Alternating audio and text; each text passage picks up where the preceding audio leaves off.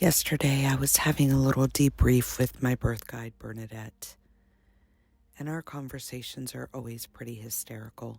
I won't lie.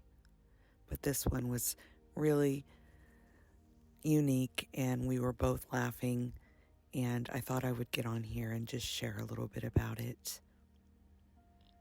I was asking her about how the subtle shifts happen when we wake up, for example.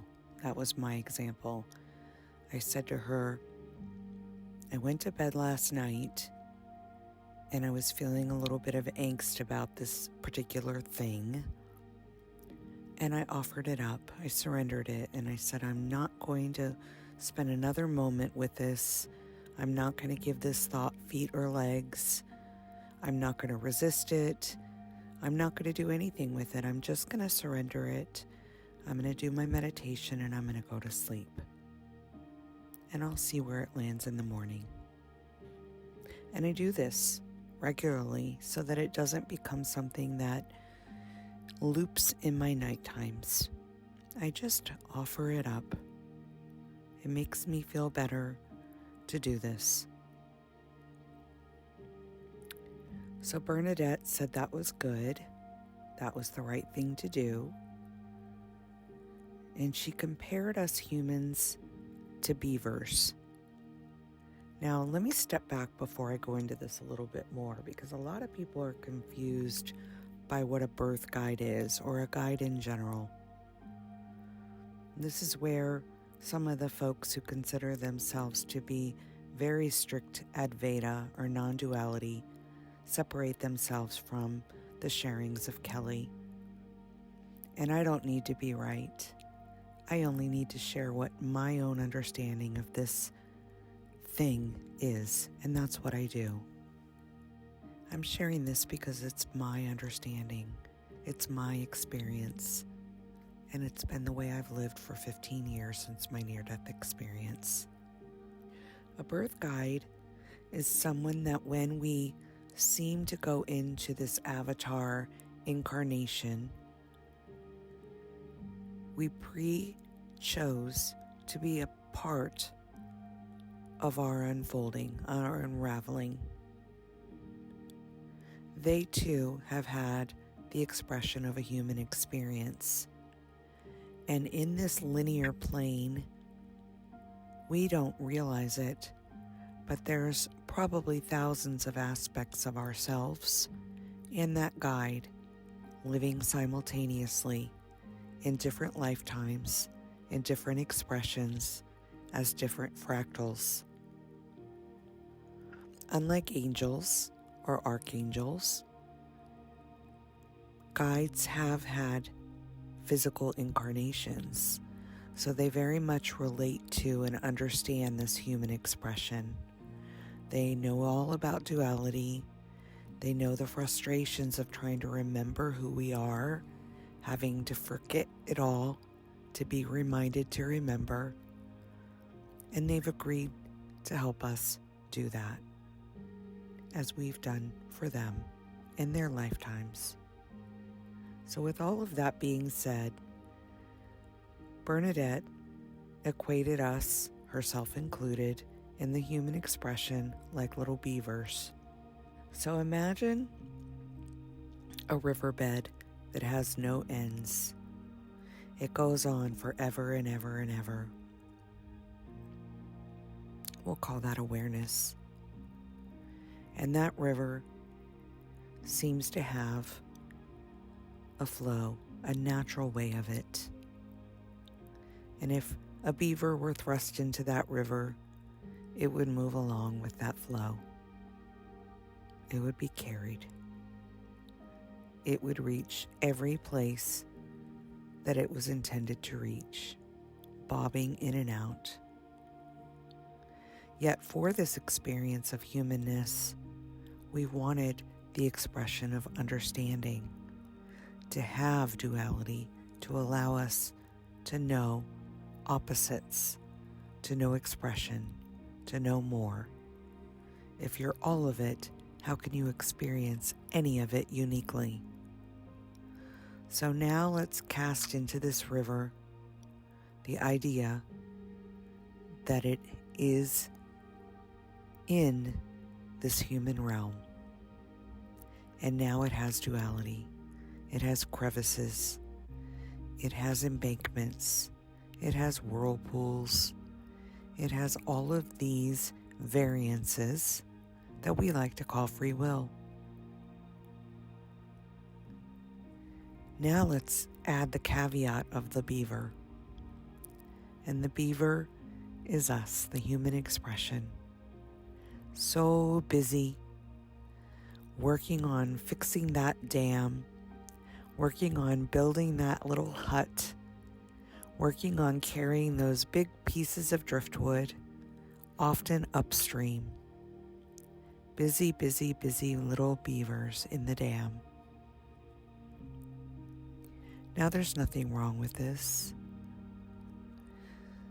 But notice, if you've ever watched a beaver work frivolously for hours, they're often aware that all of the work that they've done will disappear when the tide rises, when the water shifts, when things once again translate in the river of life the way that they do, because nothing in this river is set. It is forever moving, changing, updating, morphing, and becoming.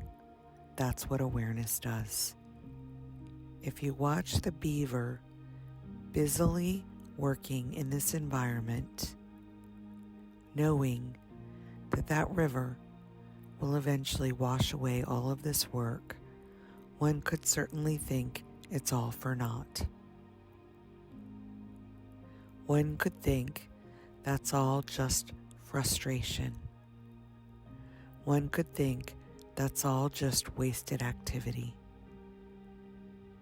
Yet if you watch the beaver from when they're young, as a little kid, all the way till they're grown, as an adult, they've learned. They've gotten more proficient. They've become aware of not trying to stabilize something in a forever, but for a situation. They've become more aware of the awareness and how to work with it versus against it. I love how David Hawkins, in his Power versus Force, speaks to this. When we're moving through life at a vibration of love, everything flows to us, with us, and for us. The right log enters. You don't even have to touch it. It crosses between two barriers and forms an immediate dam to begin to build upon. It floats to us the exact experiences, people, places, and things. We don't have to go and find it. We don't have to chase it. We don't have to go upstream. The elder beaver knows this. The elder beaver has learned this, yet it would not have known had it not apparently experienced the busying of its early life.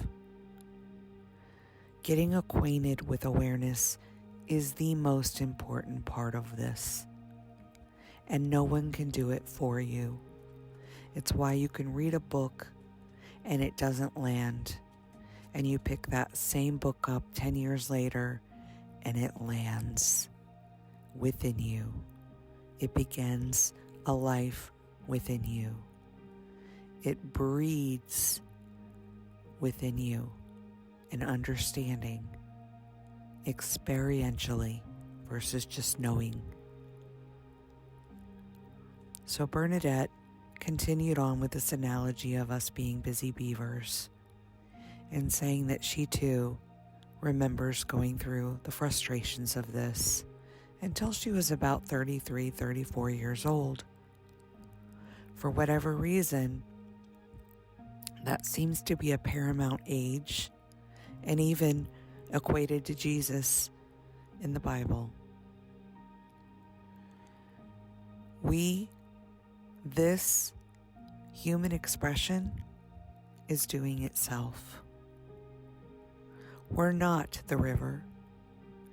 We're not the things floating in the river, and we're not the beaver.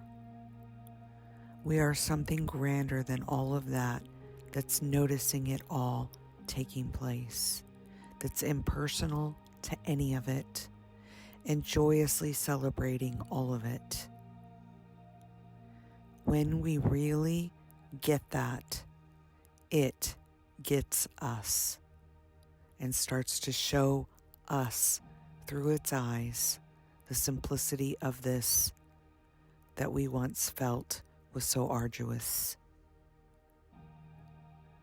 Now I know that many watch my channel, comment on my posts, and say things like, "This is fabulous, but what if I am a child being abused right now, or I'm an adult and I'm having a health crisis that I can't deal with right now?" I by no means am sidestepping or spiritually bypassing that human suffering is part of this experience. I lived it for 38 years. What I am, however, sharing is that as you're typing that, it's a good opportunity to ask yourself in that very moment, what around you can you find gratitude for and build on that? Even those who are paraplegic, in jail for the rest of their lives, or have mental health issues, have found ways to cultivate a life of freedom by exploring their own understanding of thoughts. This is not unique to some. It's available to all, but it is absolutely a spiritual one-man journey, and you are that man. You can do this. You can be right and righteous, or you can be humble and open yourself up. Both take the same amount of energy, but each delivers a very different expression. May you go out and look at your dam today a little bit differently. May you lean a little bit back into noticing and less into doing. And may you always find kindness for yourself. You are doing amazing things. And if you step backwards or go back into a loop, that's okay. This is your re-entry. This is your invitation, calling you home yet again. Much love. Until next time.